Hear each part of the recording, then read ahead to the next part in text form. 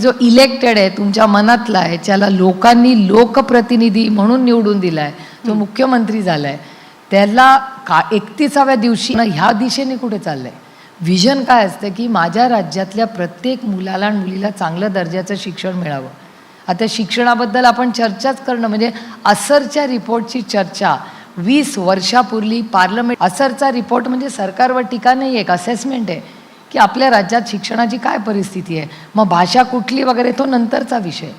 पहिलं तुला लिहायला वाचायला येतं का, गणित येतं का, इतिहास माहिती आहे का? आता आम्ही इतिहासावरनं पण भांडतो, आम्ही भाषेवरनं पण भांडतो. असरचा रिपोर्ट बाजूलाच राहिला. एनरोलमेंटवर शेवटची चर्चा कधी या आपण वादांबद्दल केली? काय मत आहे तुमचं? इतिहासावरनं भाषेवरनं होणारे वाद? नाही, हे बघा, एका सशक्त लोकशाहीमध्ये वाद झालाच पाहिजे, पण तो किती ताणायचा आणि खरंच त्याचा डायरेक्ट उपयोग ज्या प्रशासनासाठी आपण आहोत. म्हणजे आज महाराष्ट्र सरकार, म्हणजे मी विरोधक म्हणून नाही, जनरिक मी स्टेटमेंट करते, कुणाचंही आमच्याही काळातलं सरकार असेल.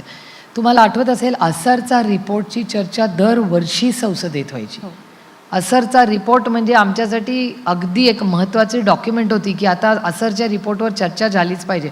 आणि सटकून आमच्यावर पण टीका व्हायची की अरे मध्य प्रदेशमध्ये एनरोलमेंट कमी झाली. असरचा रिपोर्ट, इथे पण रिपोर्टर्स बसलेत, किती नवीन पिढीला असरचा रिपोर्ट माहिती आहे, किंवा तुम्ही शेवट वाचलाय, किंवा त्याच्यावर चर्चा कुठेही समाजात झाली. म्हणजे आमच्याही केसमध्ये मी म्हणते, फक्त तुमच्याकडून अपेक्षा नाही आहेत, आम्ही पण किती वेळा करतो. कारण का आम्ही इतक्या JPCमध्ये आता अडकलो आहे. एक ते मुख्यमंत्र्याला काढायची JPC, प्रधानमंत्र्याची एक आणखीन वेगळी JPC, आणि मग एक इन्कम टॅक्स बिलची JPC. आता आम्ही JPCत इतक्या व्यस्त असतो. 1 नेशन 1 इलेक्शन मधली JPC. म्हणजे मग आता लोकप्रतिनिधी म्हणून अर्धा माझा वेळ दिल्लीत संसदेत जातो, दुसरा अर्धा वेळ JPCमध्ये लढण्यात जातो. आणि खरंच 1 नेशन 1 इलेक्शनसाठी दर महिन्याला आम्ही भेटतो, चांगली गोष्ट आहे.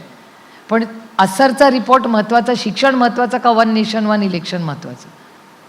म्हणजे सरकार जे आहे आज, मग आरोग्याबद्दल आम्ही खूप मोठ्या स्कीम्स केल्या. अहो, टाटा मेमोरियल हॉस्पिटलमध्ये जाऊन बघा, खरंच त्याच्यात बदल झाला आहे का? KEMचं नाव बदललं, ठीक आहे, तुम्ही नाव बदलले, तिथलं इन्फ्रास्ट्रक्चर बदललं आहे का?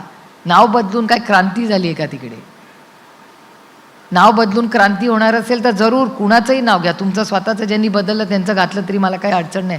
पण इन्फ्रास्ट्रक्चरमध्ये काय बदल आहे? पण तुमचा KEMचं नाव बदलण्याला सपोर्ट आहे का तुमचा विरोध आहे? मी तुम्हाला खरं सांगू, क्या मायने रखता है.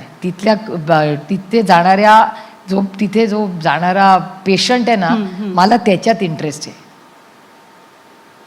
तिथला जो डॉक्टर आहे त्याच्यात मला इंटरेस्ट आहे, त्याला वेळेवर पगार झाला